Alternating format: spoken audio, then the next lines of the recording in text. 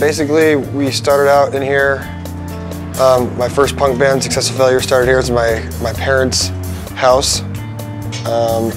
And we wrote all of our records pretty much here, and rehearsed in here for the last 8 years.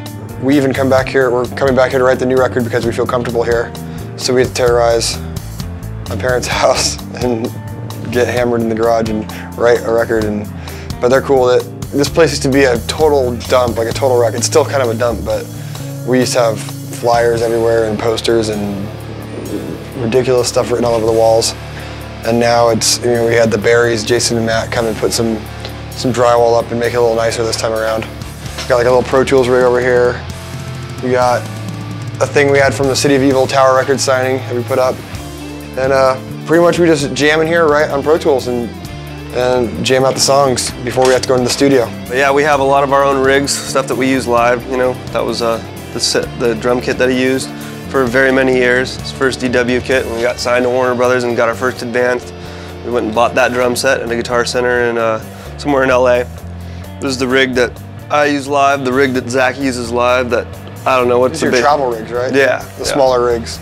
Yeah, we keep all other stuff somewhere else. It's just like what we need, bare essentials.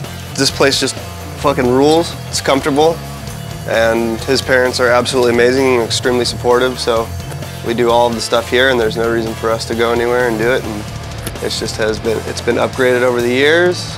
This started out as a laptop, and now it's, you know, got an awesome rig and stuff. It's got some cool little things like the motif rack, which we're experimenting with different sounds and just trying different stuff, and so we're just able to expand. This is actually the place where everybody used to rehearse before I was in the band, and I used to come and knock on the door and smoke a whole bunch of cigarettes and watch everybody rehearse. This was right here before.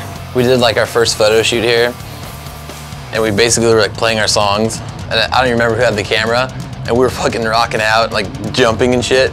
And we had like these pictures.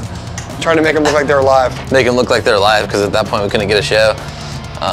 We've written a lot of fucking cool songs here. Maybe one or two bad ones, but you don't ever get to hear those ones. Every time you come here, it's awesome, you know? No matter how much we've traveled or anything, it's always cool to get back here, and it just feels good to write and piss off the neighbors a little bit. Yeah, the neighbors never were that bad. We used to play cool. live, and we used to be just screaming in here, you know, going crazy. Bass would be so loud, you know, like you just hear the bass rumbling throughout the whole neighborhood. Everyone was pretty cool. They didn't really fuck with us too much, and now they definitely don't fuck with us. Now they just kind of have their kids come over and get autographs, which is fine. You know, a bunch of cool kids that kind of wander around when we're playing, but it's cool.